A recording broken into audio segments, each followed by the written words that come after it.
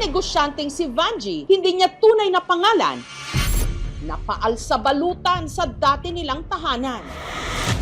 Nakatatanggap daw kasi siya rito ng death threats. Papatayin ka namin, papatayin daw yung pamilya. Ang punot dulo ng panggigipit na ito, ang patong-patong niyang utang sa mga OLA o online lending apps. Nagkakaroon ako agad ng depression.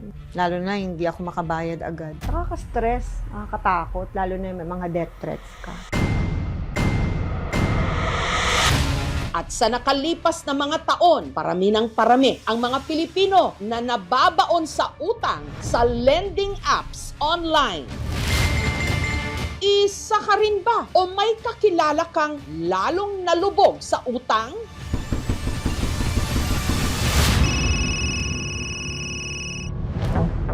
Maginhawa raw noon ang buhay ng pamilya ni Vangie. Meron po akong 3 kantin, na may grocery din po ako, at nagki-catering services na po ako noon. Nakakain po yung mga anak ko na maayos, nakapag-aral din po sila. Nagkaroon po kami ng 2 sasakyan. Nagkamotor po kami, gadgets, computer. Spoiled po kami nun dati. Nag-start po ako, nag-struggle noong 2023. Hindi ko po na-manage ng gusto yung mga finances ko. Nagdesisyon si Vangie na mangutang sa lagi raw laman ng kanyang feed na online lending application. Walang masyadong requirement, selfie lang. Tapos release na agad. Nainganyo po kung umutang doon sa ganung mga ads. Binasa niyo po ba yung terms and conditions? Actually, hindi eh. Hindi ko nabasa lahat. Basta click lang ako ng click. Ang nakuha ko po is 30,000. Ang pera agad daw pumasok sa kanyang e-wallet. Pero ang ikinagulat ni Vangie, sa halip na 30,000 pesos, 23,000 lang daw ang kanyang na-receive. Tubo niya is 7,000. Parang advance interest siya. And then service fee. After 10 days, pag di ka makabayad, mag-accumulate ulit siya ng charge na 3%. Si Vangie, nakapagbayad naman daw bago ang kanyang due date, kaya umutang siya ulit. 3 beses ako nakahiram ng 30,000. Yung pangatlong beses na po ako nakahiram, hindi na po ako nakapagbalik sa kanila ng payment. So doon, nagdami ng charge. Nag-accumulate po siya ng charges, ng penalty. Every 10 days, 900 ng 900 siya. Para mabayaran ang lumulobo niyang utang, nangutang ulit si Vangie sa ibang online lending apps. Sa katatapal ni Vangie sa kanyang mga utang, hindi niya namalayan na ang kanyang nautangan umabot na sa 20 online lending apps. Yung mga inutang ko, hindi po nagamit pang negosyo, kundi po pambayad lang din dun sa inuutang ko sa ibang OLA. Suma total, ang kanya raw utang sa mga OLA pumalo ng humigit kumulang 300,000 pesos. Nasa 200,000 ang nagamit namin pera doon. Yung the rest, tubo na yun. At mula raw nang hindi niya nabayaran ang mga utang niya sa OLA, nagsimula ang panghaharas ng agents ng mga ito. Ang daming mga chat, mga text, mga emails. Tinatawagan nila ako. Pati raw yung nasa contacts ng cellphone ni Vangie, pinagte-text ng agents tungkol sa kanyang inutang. Violation po yan sa Data Privacy Act. Pagtatawag sa mga kamag-anak, kaopisina, and other friends ng ating mga biktima. May mga pumunta pa raw sa kanilang bahay para siya'y singilin. Pulis daw siya. Mga bata lang na abutan niya, wala kami. May binigay na papel. Demand letter yun. Ewan ko kung pulis po talaga siya. Pero ang pinaka-ikinabahala ni Vangie, nung nakatanggap na siya ng death threats. Ipopost kita sa social media, sa mga group, para magamit ng scammer ang mga details mo. Gagawin kong miserable ang buhay mo. Nakakatakot, lalo na yung mga death threats ka. Pati mga bata, hindi sila makapag-isip ng maayos. Kaya lumipat po kami. Si Vangie, hindi na raw alam kung paano siya makakaahon. Maliban kasi sa mga utang niya sa OLA, meron pa siyang ibang pinagkakautangan. Sa mga tao, mostly po, nasa 600. Sa bangko, 1.8 million. 3 million po yung kabuwang utang ko. Ako po mismo nagsabi sa kanya na mag-i-stop muna ako sa pag-aaral para po makatulong. Siyempre, lahat naman ng magulang gusto ganun, di ba? Makatapos ang pag-aaral ng mga bata. Kaso lang, hindi kaya. Habang ang kanyang catering business, tuluyan ng nalugi. Ito po yung mga gamit namin sa catering noon. Nakatambak na lang siya. Hindi pa namin kami let go kasi may plan pa po kami na bumalik sa pagninegosyo para po makabayad pa sa mga pinagkakautangan namin. umabot pa sa puntong namasukan na siyang kasambahay habang ang kanyang mister namamasada ng taxi. Sapat tamang pang gastos lang sa bahay. Sobrang talagang nagsisi ako. Ayoko nang umutang sa OLA. Madali na siyang umutang pero mahirap talaga makawala.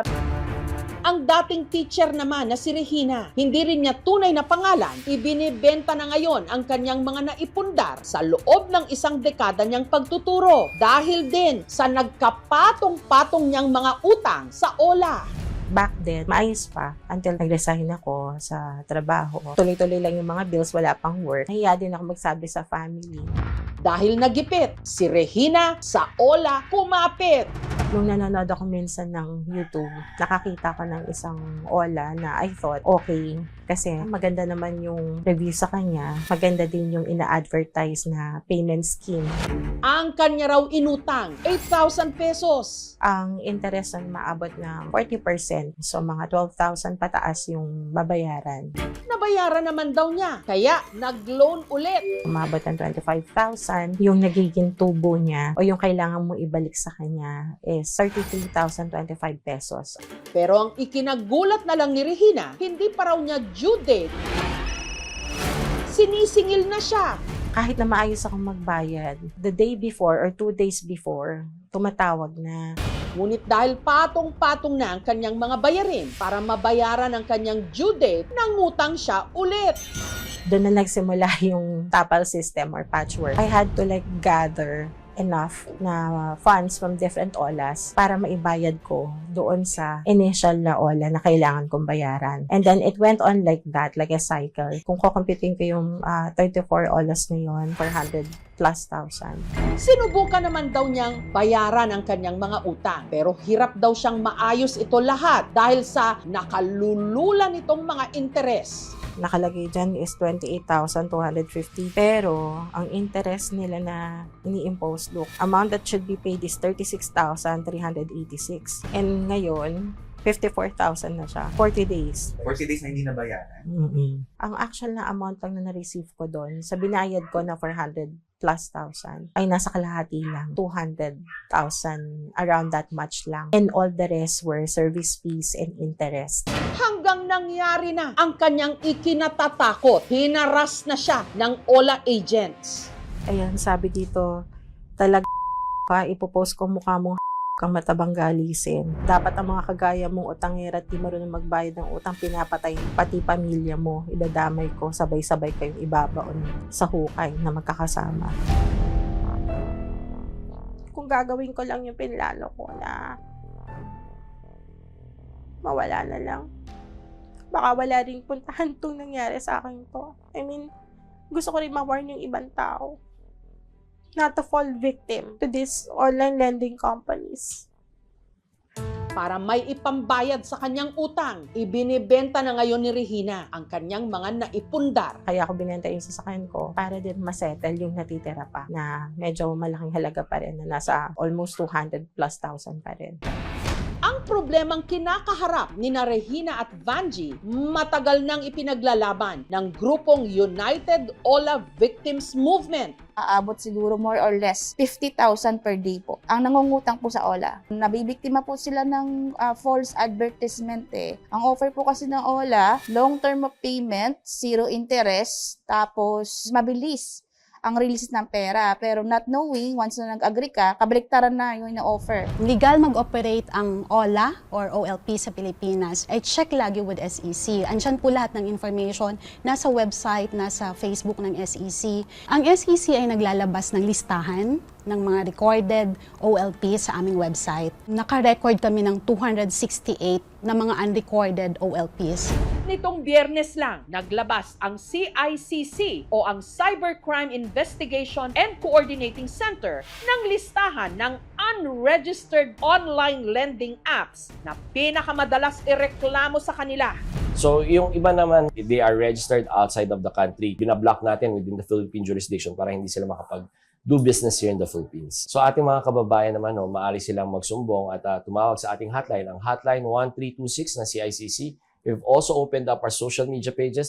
Noong Noong 2025, pinakamarami ang mga naitalang reklamo laban sa mga OLA sa Pilipinas. 15,000 lahat ng mga reklamo sa ilalim ng PAOK o ng Presidential Anti-Organized Crime Commission noong July 2025. Action na tayong ginawa, may mga notice ng ibang government agencies, and still, they are doing it. And the part of those victims naman, kung saan sila nakautang, ay pwedeng mag-file ng claims, but definitely, it cannot be a ground for imprisonment. Ang usual kasi na interest ng mga OLAs would range from 1.5 to 30%. Kung above 15% per month, mataas na yun. Binabayaran yun, napupunta na sa interest. Then, ibig sabihin, mahihirapan na kayong makabangon. Ito yung interest sa principal natin. Ito yung hanggang 6% lamang. Yung interest na kasama na yung nominal, processing fees, notarial fees, service fees, hanggang ito ay 12% lamang. Maliban pa dyan ang penalties. Ito naman ay hanggang 5% lamang ng due. Hindi dapat umabot ang babayaran ng lagpas sa 100%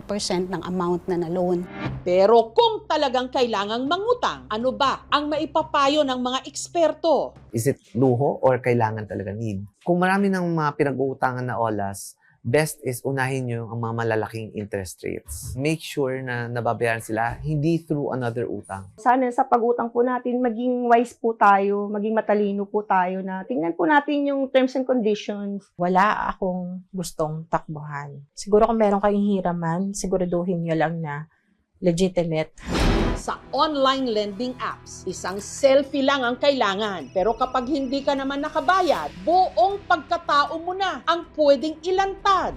Sa panahon ng mabilisang pautang, ang interes hindi lang sa pera kinukuha, minsan sa pananakot sa iyong pangalan at dignidad. Sa mundong mabilis magpautang, kapag hindi mo naman nabayaran, mas mabilis ka ring malulubog.